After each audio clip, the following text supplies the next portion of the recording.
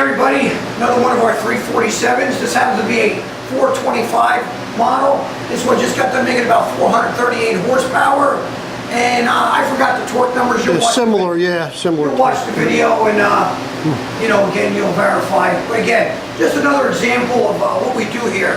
We custom build engines and we dyno test them, make sure there's no water leaks, no oil leaks, no overheating issues.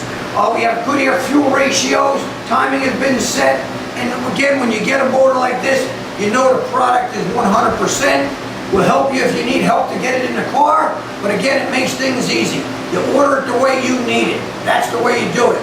You need a different timing cover, different oil pan, you want different valve covers, what have you, we can help you out. Fuel injected, carbureted, blowers, you name it, we can build it. Thank you for logging on.